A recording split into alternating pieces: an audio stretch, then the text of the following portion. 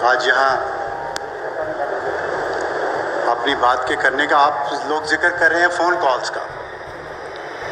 تو phone calls پہ تو ہمارا میڈیا چلتا ہے یا نہیں چلتا, لیکن جب سیکلوڈڈ وائسز کی بات ہوتی ہے تو بعض وائسز جس میں میری بھی ایک آواز ہے وہ بغیر فون کال کے بھی بند ہوئی ہیں بغیر کسی فون کال. ہمارے ٹی وی چینل کے مالکان اتنے سمجھدار ہیں کہ انہیں پتہ ہے کہ بعض لوگوں کو بلائیں گے نہیں تو بہتر ہے کال ہی نہیں آئے گی. 4 سال پیمرا سے مجھے چھوڑے ہوئے ہو گئے ہیں, نکالے گئے ہوئے, اور آج تک کسی ٹی وی چینل نے مجھے نہیں بلایا سوائے منیزہ جہانگیر کے, جو انہوں نے پچھلے مہینے پریس فریڈم ڈے پہ, کیونکہ میں بھی وکٹم ہوں اس چیز کا, تو انہوں نے بلایا. 4 سال میں پاکستان کے تمام ٹی وی چینلز میں سے صرف منیزہ جہانگیر وہ ایک بہادر آواز ہے جس نے مجھے بلایا اور میری بات سنی.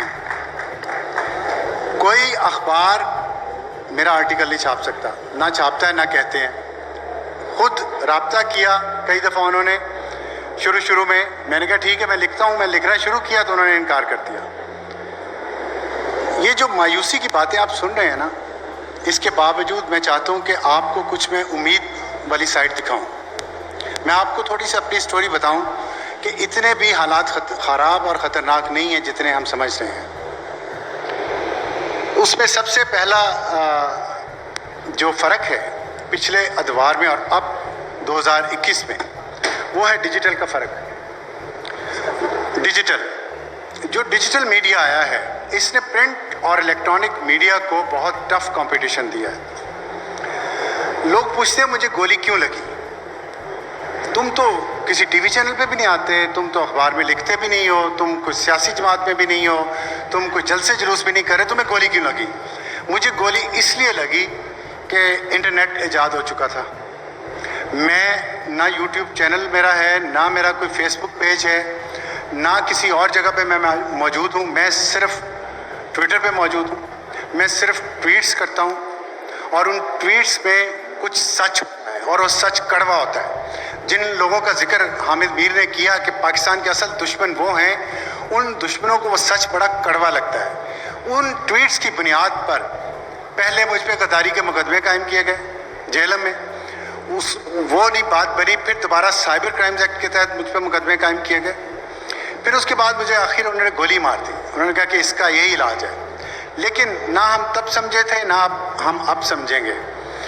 اور یہی بات میں نے آپ سے کرنی ہے کہ دیکھیں, اگر آپ کو سیکلوڈڈ کر بھی دیا جائے, یہ خدا نہیں ہے, ان کو خدا سمجھنا چھوڑ دیں اور اللہ پہ بھروسہ کریں, اس رب پہ جو سب کا رب ہے. اور دوسری بات یہ ہے کہ جب آپ کے پاس یہ ڈیجیٹل میڈیا ہے تو آپ کو کسی اخبار کی, کسی ٹی وی چینل کی, کسی اینکر کی ضرورت نہیں ہے اپنا سچ باہر لانے کے لیے. آپ کو یہ ڈیجیٹل میڈیا آپ کی آواز کو, آپ کے سچ کو ہر جگہ پھیلا دے گا. آپ دیکھ لیں جنرل عاصم باجوہ کے بارے میں کسی ٹی وی چینل نے کوئی شو کیا اس کی کرپشن کے بارے میں؟ وہ ارب پتی جرنیل ہے. کسی ٹی وی چینل نے ایک پروگرام کیا, کسی نے ایک ٹرانسمیشن چلائی؟ نہیں چلائی. لیکن ڈیجیٹل میڈیا پہ وہ خبر بریک ہوئی, ڈیجیٹل میڈیا نے اس کا احتساب کیا اور آخر کار اس کو اپنے دونوں عہدے چھوڑ کے اس ملک سے فرار ہونا پڑا. یہ طاقت ہے ڈیجیٹل میڈیا کی اور یہ طاقت ہے سچ کی. اسی سچ کی طاقت کو میں آپ کو تھوڑا اور ایک بات کرنا چاہتا ہوں کہ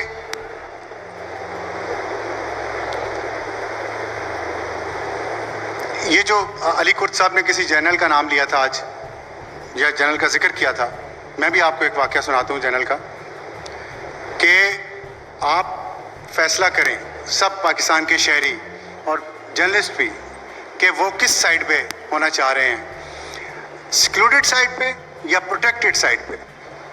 جب میں پیمرا کے چیئرمین تھا تو اس وقت عامر لیاقت ایک اینکر ہوتے تھے, وہ بڑے چہیتے ہیں. انہوں نے آج صبح میں سن رہا تھا ان کا, انہوں نے کسی کو انٹرویو میں کہہ رہے تھے میرا تو وہ بچپن سے خیال کرتے ہیں. اب بچپن سے جن کا وہ خیال کر رہے تھے, میں آپ کو ایک واقعہ سناتا ہوں جو سچا واقعہ ہے اور میرے سامنے ہوا ہے, اس لیے میں اس کی گواہی دے رہا ہوں کہ انہوں نے پاکستان کے تمام جو آزادی پسند صحافی تھے, جو سول سوسائٹی کی اسٹرانگ وائسز تھی, ان کے خلاف انہوں نے پروگرام شروع کر دیا بول ٹی وی پہ 2017 میں.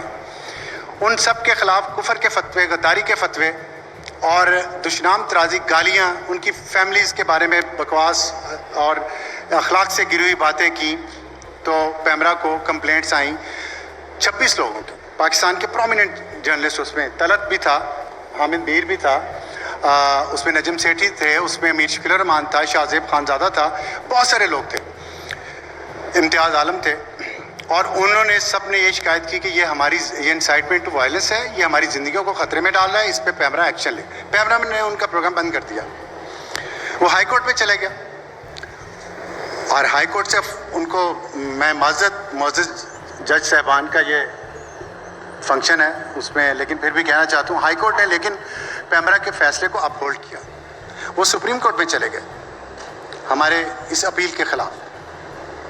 اسی دوران جنرل فیض حمید نے مجھے کال کیا، انہوں نے کہا میں آپ سے ملنا چاہتا ہوں.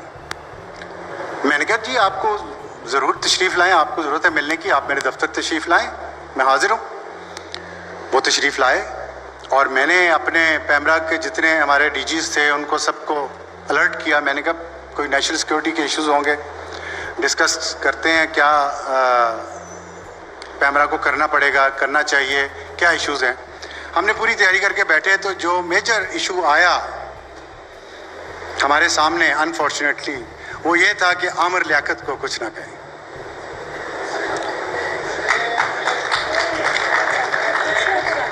کچھ نہ کہیں، عامر لیاقت کو کچھ نہ کہیں، ایسے ہی کہا گیا.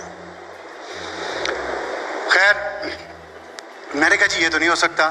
وہ تو کاؤنسل آف کمپلینٹ میں کیس چلا گیا. کاؤنسل آف کمپلینٹ، طلعت بھی اس میں کمپلیننٹ تھے اس میں، اور طلعت نے جو کمپلینٹ لکھی تھی اس کے الفاظ ابھی بھی میرے دل پہ نقش ہے. اس کی ذاتی باتیں اس لیے میں کرنا نہیں چاہتا، لیکن بہت دکھی دل سے اس نے وہ کمپلینٹ کی تھی، اس کو یاد ہوگا. تو میں نے کہا جی یہ تو نہیں ہو سکتا.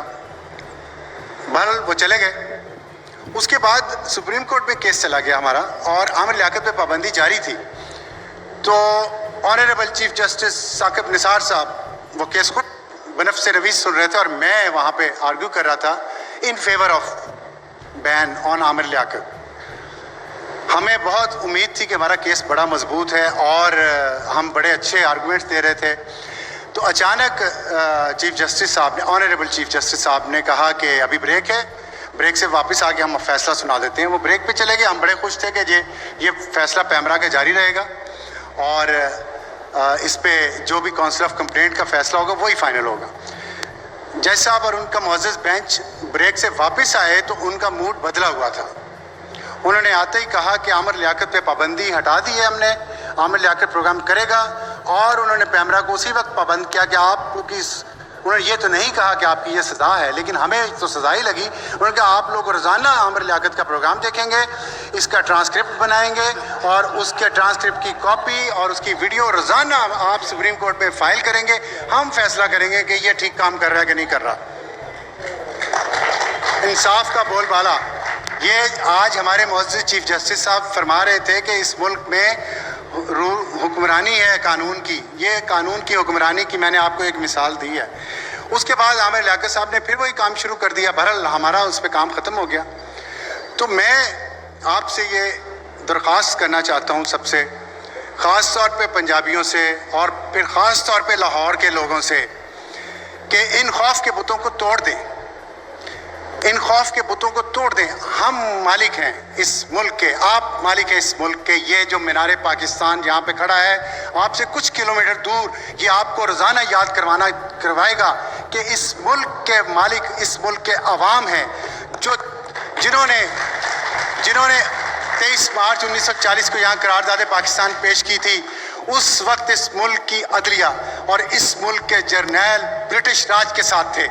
وہ اس ملک میں قرارداد پاس کرنے والوں میں نہیں تھے. وہ ہمیں نہیں بتا سکتے کہ حب الوطنی کیا ہے. قاضی فائز عیسیٰ کے والد ہمیں بتا سکتے ہیں کیونکہ وہ ان قرارداد پاس کرنے والوں کے ساتھ تھے. لیکن جو یہاں کی اشرافیہ تھی وہ عوام کے ساتھ نہیں تھی. یہ ملک عوام نے بنایا، اپنی جدوجہد سے بنایا ہے، جمہوری طریقے سے بنایا ہے، آئینی طریقے سے بنایا ہے. اسی لیے اس ملک کو حفاظت بھی عوام ہی کر سکتے ہیں، آئین ہی کر سکتا ہے، جمہوریت کا نظام ہی کر سکتا ہے. کوئی جج، کوئی جرنیل، اس کو یہ حق نہیں ہے کہ وہ آئین کی لائن کراس کرے یا وہ جو آئین میں اس کو اختیارات دیے گئے اس سے تجاوز کرے، یا وہ ان لوگوں کو پروٹیکٹ کرے جو ہم پہ گولیاں چلاتے ہیں، جو ہماری آزادی کو سلب کرتے ہیں، جو اپنے آپ کو احتساب سے بالا تر سمجھتے ہیں. اور یہ میں نے اس لیے بھی یہ بات کر رہا ہوں کہ جتنے بھی کیسز ہیں صحافیوں پہ حملوں کے، اور 138 صحافی پاکستان میں مارے جا چکے ہیں، خاص طور پہ 2001 سے لے کے آج تک، ان میں سے کسی ایک کیس کا فیصلہ نہیں ہو سکا. میرا سوال ہے چیف جسٹس، معزز چیف جسٹس آف پاکستان سے، کہ ایک کیس کا فیصلہ تو کر دیں کسی کا. ہمارے اسلام آباد میں جو دنیا کا خطرناک ترین کیپٹل سٹی ہے جرنلسٹ کے لیے، اس میں جتنے صحافیوں پہ حملے ہوئے ہیں کسی ایک کا ملزم مجرم پکڑا نہیں گیا. کیا یہ باعث شرم نہیں ہے ہمارے نظام انصاف کے لیے اور ہمارے پروسیکیوشن کے سسٹم کے لیے اور ہماری پولیس کے لیے؟ پھر آپ کہتے ہیں یہاں صحافت آزاد ہے، یہاں آزادیاں ہیں. تو اس لیے میں دوبارہ یہ بات کروں گا کہ آپ لوگ لاہور کے لوگ دوبارہ ان سے میں درخواست کروں گا کہ یہاں پہ آپ کے ارد گرد ہر وقت بہت سارے معزز جج صاحبان ہوتے ہیں، ان سے پوچھا جائے، ان کو نام لے کے پوچھا جائے کہ ان کیسز کا کیا فیصلہ ہوا، تب پتہ چلے گا اس ملک میں رول آف لا ہے یا نہیں ہے. اور میں اپنی بات کا اختتام کرنا چاہتا ہوں. اس جو قاضی فائزی صاحب نے ابھی فرمایا، تھوڑی دیر پہلے ہم راستے میں سن رہے تھے، ان کی تقریر بھی سنی، چیف جسٹس صاحب کی تقریر بھی سنی ہم نے موٹر وے پہ، تھینکس ٹو انٹرنیٹ، کہ we will not beg for our rights. یہ فیصلہ کرنا پڑے گا ہمیں. ہم اپنے رائٹس کے لیے بھیک نہیں مانگیں گے. ہم برٹش راج کے انڈر نہیں رہ رہے، ہم نے تب نہیں بھیک مانگی تو اب کیوں بھیک مانگیں؟ ہمارے ٹیکس پیئرس کے پیسے سے یہاں یہ ملک کا نظام چلتا ہے. جب ہم ٹیکس دیتے ہیں تو ہم اپنے رائٹس بھی مانگیں گے اور ان رائٹس کی حفاظت بھی کریں گے انشاءاللہ. Thank you very much. YouTube per googly news دیکھنے کے لیے youtube.com کی سرچ بار میں googly news T V type کریں. گوگلی نیوز کے پیج پر سرخ رنگ کے سبسکرپشن والے بٹن پر کلک کرنا نہ بھولیے. YouTube پیج پر اپلوڈ ہونے والی ویڈیوز سے باخبر رہنے کے لیے بیل آئیکن پر کلک کیجیے. آپ کو ہر نئی ویڈیو کے بارے میں نوٹیفیکیشن موصول ہو جائے گا.